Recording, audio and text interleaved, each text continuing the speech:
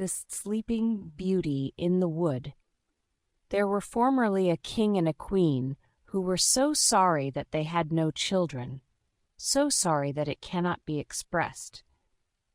They went to all the waters in the world. Vows, pilgrimages, all ways were tried, and all to no purpose. At last, however, the queen had a daughter. There was a very fine christening, and the princess had for her godmothers all the fairies they could find in the whole kingdom, that every one of them might give her a gift, as was the custom of fairies in those days. By this means the princess had all the perfections imaginable. After the ceremonies of the christening were over, all the company returned to the king's palace, where was prepared a great feast for the fairies. There was placed before every one of them a magnificent cover with a case of massive gold, wherein were a spoon, knife, and fork, all of pure gold set with diamonds and rubies.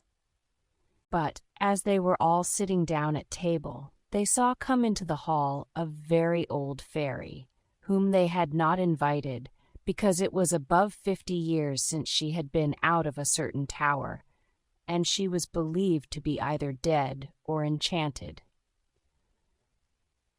The king ordered her a cover, but could not furnish her with a case of gold as the others, because they had only 7 made for the 7 fairies. The old fairy fancied she was slighted, and muttered some threats between her teeth. One of the young fairies who sat by her overheard how she grumbled, and, judging that she might give the little princess some unlucky gift, went, as soon as they rose from table, and hid herself behind the hangings, that she might speak last, and repair as much as she could the evil which the old fairy might intend. In the meanwhile, all the fairies began to give their gifts to the princess. The youngest gave her for gift that she should be the most beautiful person in the world. The next, that she should have the wit of an angel. The third, that she should have a wonderful grace in everything she did. The fourth, that she should dance perfectly well. The fifth, that she should sing like a nightingale. And the sixth, that she should play all kinds of music to the utmost perfection.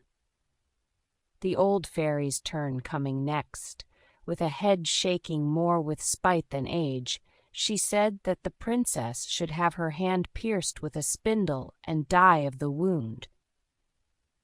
This terrible gift made the whole company tremble, and everybody fell a-crying.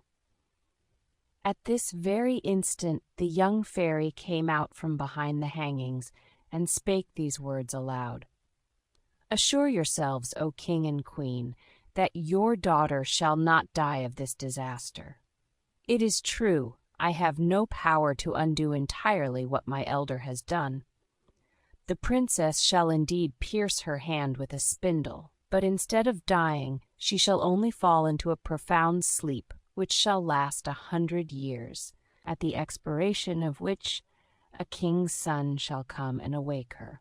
The king, to avoid the misfortune foretold by the old fairy, caused immediately proclamation to be made, whereby everybody was forbidden, on pain of death, to spin with a distaff and spindle, or to have so much as any spindle in their houses.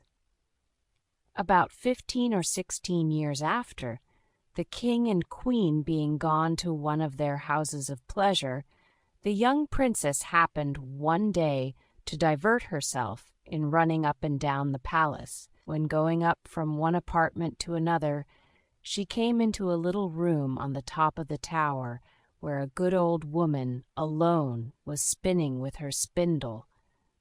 This good woman had never heard of the king's proclamation against spindles. "What are you doing there, goody?" said the princess. "I am spinning, my pretty child," said the old woman, who did not know who she was. "Ha!" said the princess, "this is very pretty. How do you do it? Give it to me, that I may see if I can do so." She had no sooner taken it into her hand than, whether being very hasty at it, somewhat unhandy, or that the decree of the fairy had so ordained it, it ran into her hand, and she fell down in a swoon. The good old woman, not knowing very well what to do in this affair, cried out for help.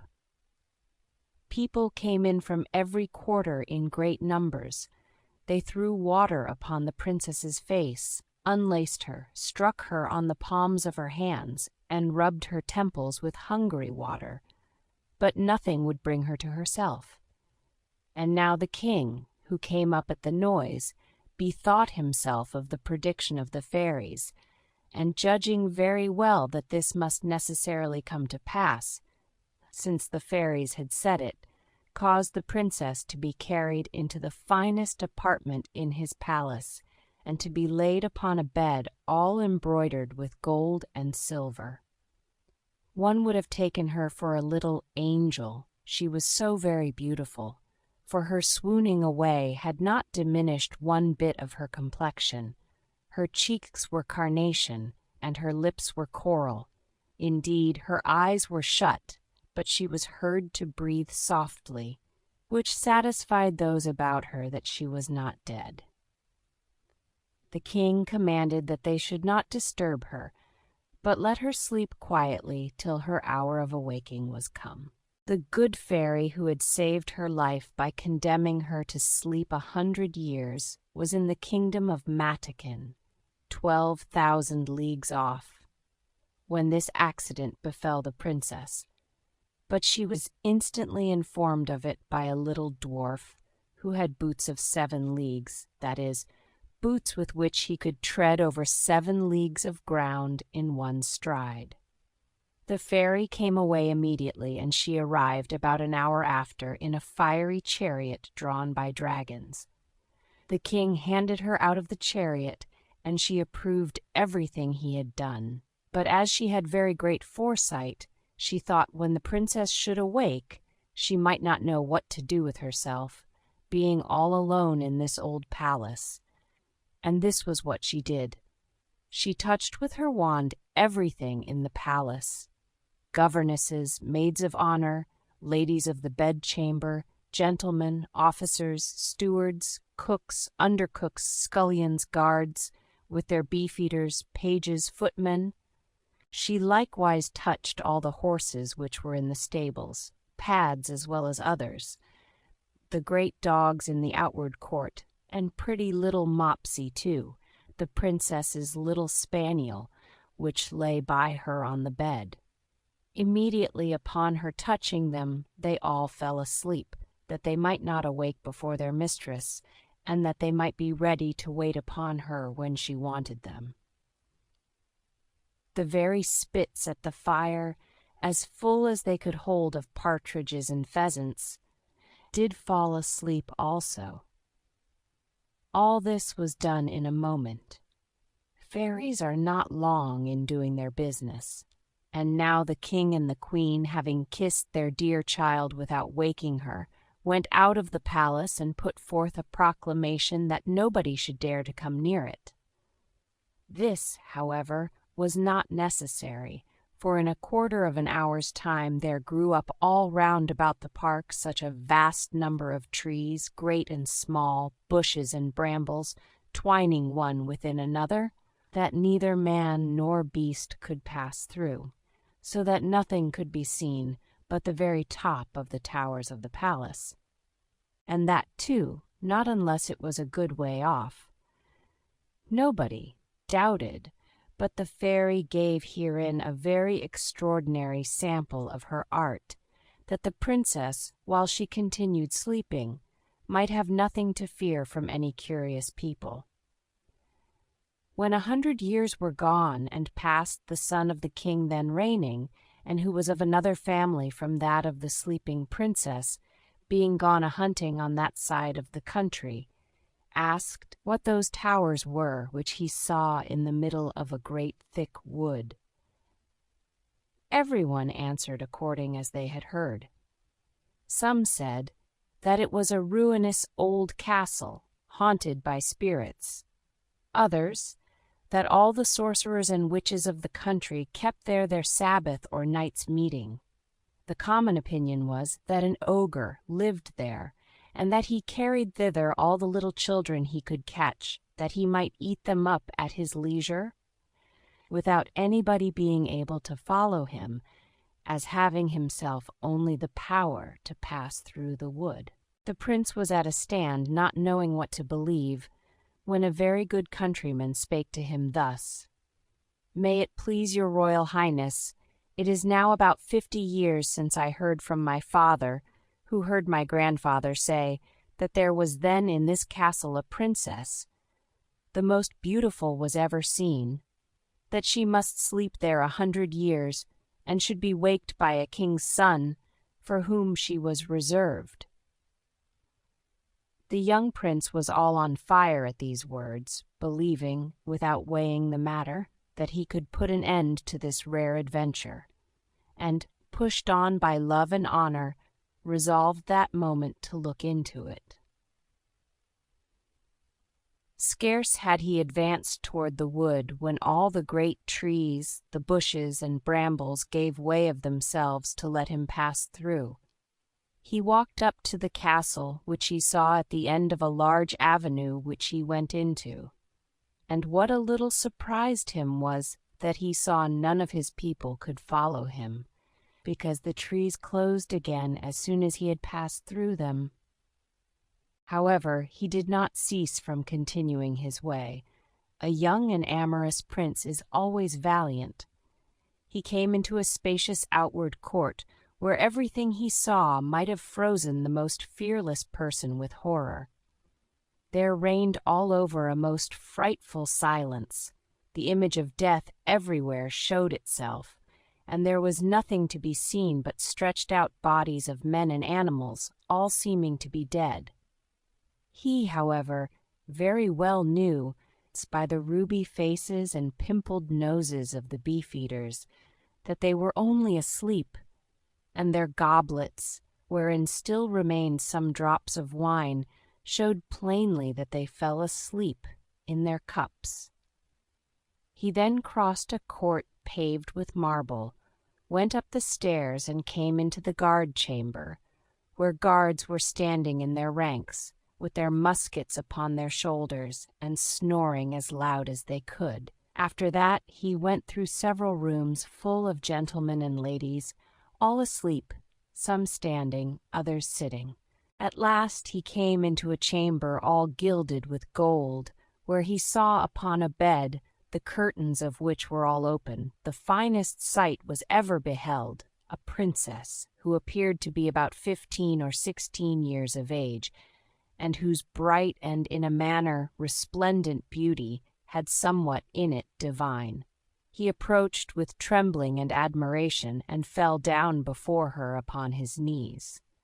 And now, as the enchantment was at an end, the princess awaked, and looking on him with eyes more tender than the first view might seem to admit of, "Is it you, my prince?" said she to him. "You have waited a long while." The prince, charmed with these words, and much more with the manner in which they were spoken, knew not how to show his joy and gratitude. He assured her that he loved her better than he did himself. Their discourse was not well connected. They did weep more than talk, little eloquence, a great deal of love. He was more at a loss than she, and we need not wonder at it. She had time to think on what to say to him, for it is very probable that the good fairy, during so long a sleep, had given her very agreeable dreams. In short, they talked 4 hours together, and yet they said not half what they had to say. In the meanwhile, all the palace awaked. Everyone thought upon their particular business, and as all of them were not in love, they were ready to die for hunger. The chief lady of honor, being as sharp-set as other folks, grew very impatient, and told the princess aloud that supper was served up. The prince helped the princess to rise. She was entirely dressed, and very magnificently, But his royal highness took care not to tell her that she was dressed like his great-grandmother and had a point band peeping over a high collar. She looked not a bit less charming and beautiful for all that. They went into the great hall of looking-glasses, where they supped, and were served by the princess's officers. The violins and hautboys played old tunes, but very excellent, though it was now above 100 years since they had played. And after supper, without losing any time, the Lord Almoner married them in the chapel of the castle, and the chief lady of honor drew the curtains. They had but very little sleep. The princess had no occasion, and the prince left her next morning to return to the city, where his father must needs have been in pain for him. The prince told him that he lost his way in the forest as he was hunting, and that he had lain in the cottage of a charcoal burner, who gave him cheese and brown bread. The king, his father, who was a good man, believed him, but his mother could not be persuaded it was true. And seeing that he went almost every day a-hunting, and that he always had some excuse ready for so doing, though he had lain out 3 or 4 nights together, she began to suspect that he was married, for he lived with the princess above 2 whole years, and had by her 2 children, the eldest of which, who was a daughter, was named Morning, and the youngest, who was a son, they called Day, because he was a great deal handsomer and more beautiful than his sister. The queen spoke several times to her son, to inform herself after what manner he did pass his time, and that in this he ought in duty to satisfy her. But he never dared to trust her with his secret. He feared her, though he loved her, for she was of the race of the ogres, and the king would never have married her had it not been for her vast riches. It was even whispered about the court that she had ogreish inclinations, and that, whenever she saw little children passing by, she had all the difficulty in the world to avoid falling upon them. And so the prince would never tell her one word. But when the king was dead, which happened about 2 years afterward, and he saw himself lord and master, he openly declared his marriage, and he went in great ceremony to conduct his queen to the palace.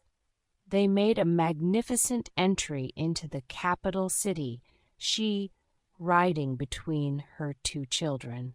Soon after the king went to make war with the Emperor Contalabute, his neighbor. He left the government of the kingdom to the queen his mother, and earnestly recommended to her care his wife and children.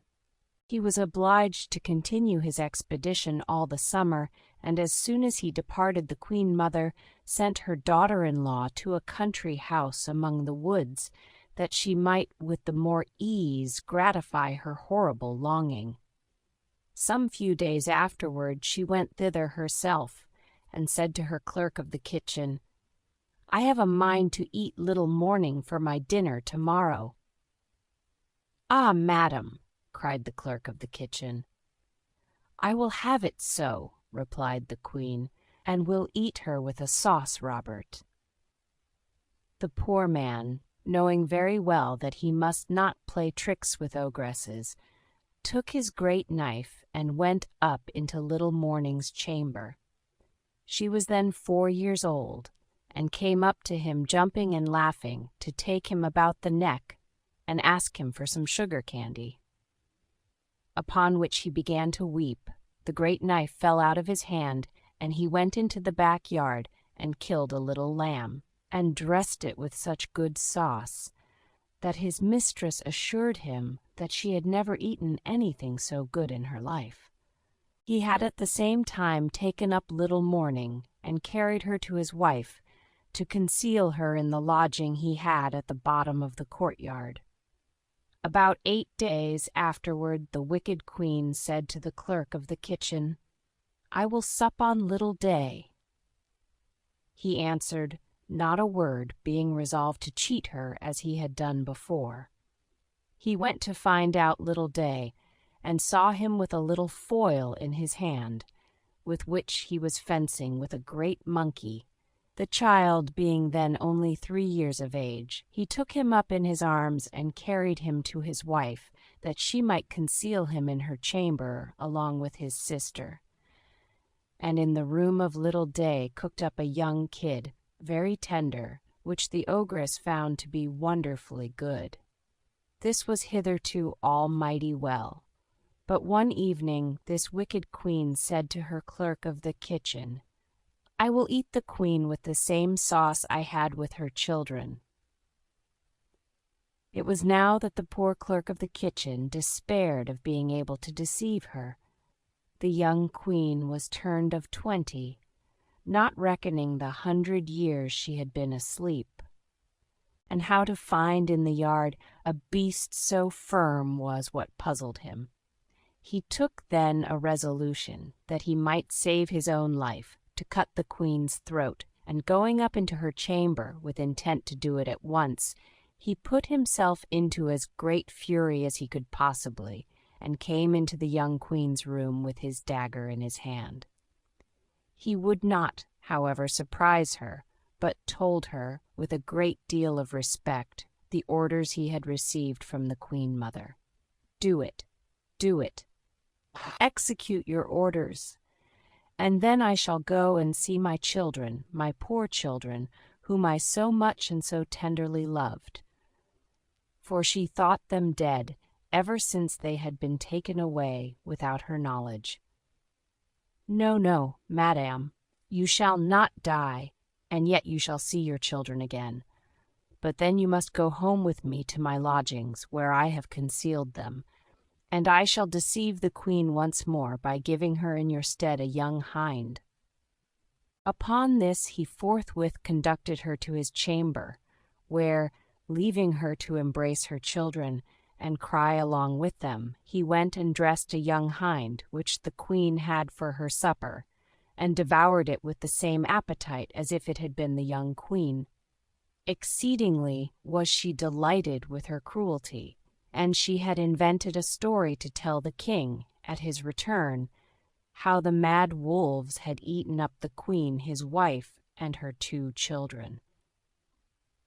One evening, as she was, according to her custom, rambling round about the courts and yards of the palace to see if she could smell any fresh meat, she heard, in a ground room, little Day crying, for his mamma was going to whip him, because he had been naughty. And she heard at the same time little Morning begging pardon for her brother. The ogress presently knew the voice of the queen and her children, and being quite mad that she had been thus deceived, she commanded next morning, by break of day, with a most horrible voice which made everybody tremble, that they should bring into the middle of the great court a large tub, which she caused to be filled with toads, vipers, snakes, and all sorts of serpents, in order to have thrown into it the queen and her children, the clerk of the kitchen, his wife and maid, all whom she had given orders should be brought thither with their hands tied behind them. They were brought out accordingly, and the executioners were just going to throw them into the tub, when the king entered the court on horseback and asked, with the utmost astonishment, what was the meaning of that horrible spectacle. No one dared to tell him, when the ogress, all enraged to see what had happened, threw herself head foremost into the tub, and was instantly devoured by the ugly creatures she had ordered to be thrown into it for others. The king could not but be very sorry, for she was his mother, but he soon comforted himself with his beautiful wife and his pretty children.